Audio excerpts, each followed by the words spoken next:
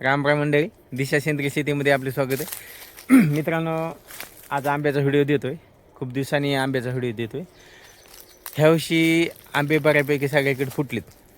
आणि तुम्हाला एक महत्त्वाचं सांगायचं म्हणजे जी काय बाग आहेत ना, ह्या बागा बरेच आपले शेतकरी बांधव म्हणण्यापेक्षा जे काही व्यापारी काय करतात माहिती का, बागा विकत घेतात आणि त्याला आघोरी पद्धतीने रासायनिक कीटकनाशक, बुरशीनाशक, वेगवेगळे कल्टारचं प्रमाणाचा पेक्षा बी जास्त त्याचा वापर आपल्या बागेला देतात आणि ही बाग लवकर संपते.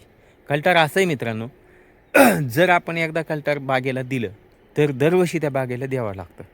म्हणजे जसं की व्यसनी लोक जसे असतात, त्या व्यसनी लोकाला जर त्याची व्यसन जर लागली तर त्याला ते घ्यावंच लागतं. नाही जर घेतलं तर तुम्ही आपल्या परिसरामध्ये, आपल्या समाजामध्ये बघितले असेल की त्या लोकाला जर ते व्यसन जर नाही केलं तर त्याला हातपाय गळंगा होते किंवा हातपाय थरथर कापतात, त्याला कोणता जीव कासावेसं होतं. तसं आपल्या पिकाचं सुद्धा आहे.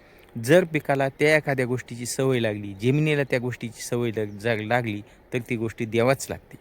त्याच्यामुळं आपल्याला ते न करता आपल्या पद्धतीने, नैसर्गिक पद्धतीने आपल्या शेतीमध्ये सगळ्या गोष्टी म्हणजे निविष्ठा तयार करायच्यात आणि त्या आपल्या शेतीसाठी वापरायच्यात. आणि निसर्गाने जे काय देणार आहे का, निसर्ग जेवढं द्यायचं का तेवढंच देणार आहे. भलेही तुम्ही रासायनिक वापरा, नैसर्गिक वापरा, कोणत्याही पद्धतीने वापरा, ते जेवढं द्यायचं तेवढंच देणार आहे. फक्त आपल्याला काही पद्धतीने आपण जे काय निविष्ठा बनवतो त्या पद्धतीचा जर आपण शेतामध्ये वापर जर केला तर आपल्याला काही ना काही थोडा फरक पडतो आहे. पण मला सांगा, एक गोष्ट तुम्हाला सांगायची, जर रासायनिक पद्धतीने शेती करून किती लोक श्रीमंत झालेत, किती शेतकरी श्रीमंत झालेत आणि किती लोक समाधानीत, सगळ्यात महत्त्वाचं समाधानी कितीत.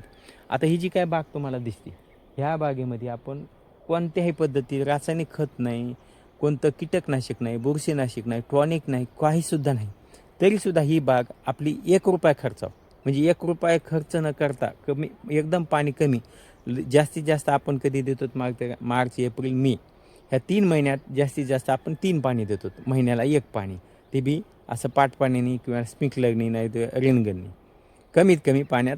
आणि आपण आता तुम्ही म्हणताना उत्पन्न कमी निघतं आहे, ठीक आहे, उत्पन्न जरी कमी निघलं वाटतं तुम्हाला तर मला सांगा, ह्या बागेला खर्च किती. जर समजा आपण एखाद्या व्यापाऱ्याला बाग दिली आणि त्याच्या पद्धतीने ते जर डेव्हलप जर केली तर त्याचा लाखाचा 2 लाखाचा खर्च एकरी होतो.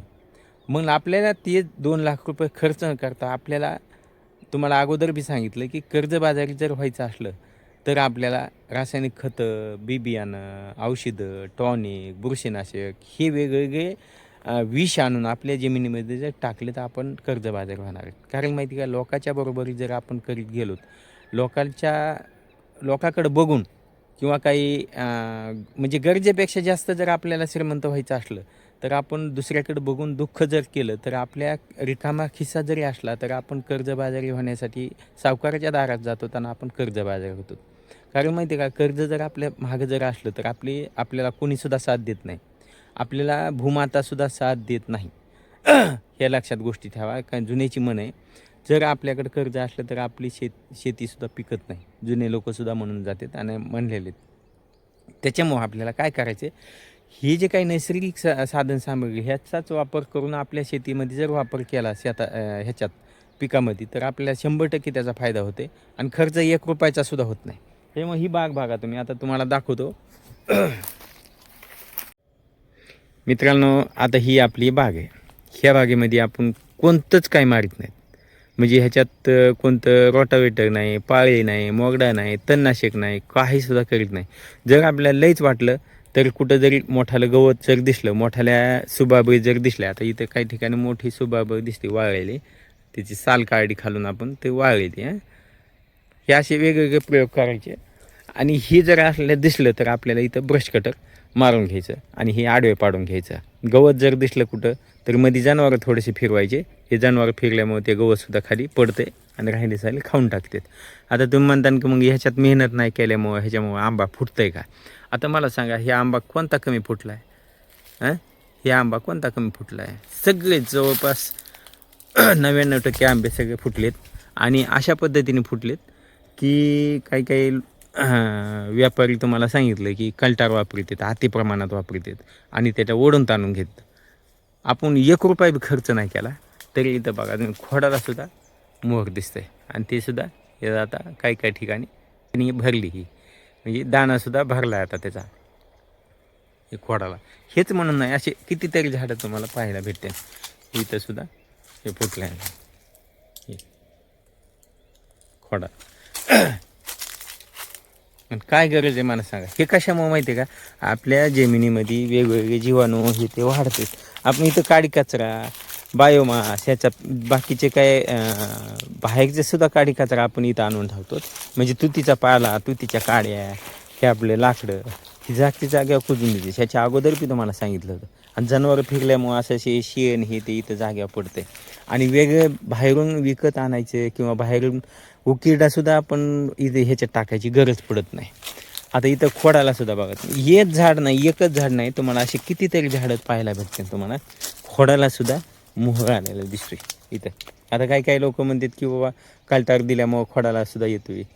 तसं काही नाही, जे देते त्याला त्यांचा वेगळा अनुभव असेल. पण आपण काही न देता ह्या सगळ्या गोष्टी नैसर्गिक पद्धतीने आपल्या इथे पाहायला भेटतात. ह्याच्या अगोदर बी तुम्हाला व्हिडिओ दिला होता की जे काही लाकडं आहेत का, ह्याच्यावर लाकडावर वेगवेगळ्या बुरश्या तयार होतात. आणि ह्या बुरश्या आपल्या जमिनीसाठी, आपल्या पिकासाठी, पर्यावरणासाठी एकदम चांगल्या असतात. त्याच्यामुळं तुम्हीसुद्धा असा थोडासा प्रयोग करून बघा आणि तुमच्या लक्षात येईल की मग खरंच मी सांगतो आहे खोटं आहे का खरं आहे. असं वेगवेगळे प्रयोग जर आपण स्वतः केले तर आपल्याला कोणावर अवलंबून राहायची आपल्याला गरज पडत नाही. त्याच्यामुळे मित्रांनो, आता काही भागात आपण काय करणार आहेत ह्या बागेमध्ये 1-2 लाईनी मुद्दाम, तसे तर आपल्याला अनुभव आहेच, पण तरीसुद्धा तुम्हाला दाखवण्यासाठी आता ही जी काय बाग आहे का, ह्या बागेमध्ये काही जागा आपण छोट्या बारक्या ट्रॅक्टरचं जे काय अवजार आहेत ह्याच्यामुळे थोडीशी मेहनत करून बघणार आहेत. आणि ह्याच्यात आलेला अनुभव तुम्हीसुद्धा पहा आणि मुद्दाम करणार आहे बघा, तुम्हाला दाखवण्यासाठी, मला अनुभव येण्यासाठी. मला तर अनुभव आहेच, पण तुम्हाला मुद्दाम दाखवण्यासाठी ह्याचा मुद्दाम एक व्हिडिओसुद्धा दाखवणार आहे. ह्याच्यात जे काही काडी कचरा आहे ते आहे का, ह्याचा बायोमास आपल्या पिकाला खाण्यासाठी, म्हणजे जीवाणूला खाण्यासाठी दमादमाने लागू होते आणि आपलं पीक हे कायम सुपीक, आपली जमीन ही सुपीकता कायम ठेवते. तर मित्रांनो, बाग कशी वाटली आणि आपण वेगवेगळे प्रयोग करतो ते सुद्धा कसे वाटले आणि तुम्ही तुमच्या बागेमध्ये काय प्रयोग करता ते सुद्धा थोडक्यामध्ये किंवा आपल्या कमेंट बॉक्समध्ये टाका. धन्यवाद. राम राम.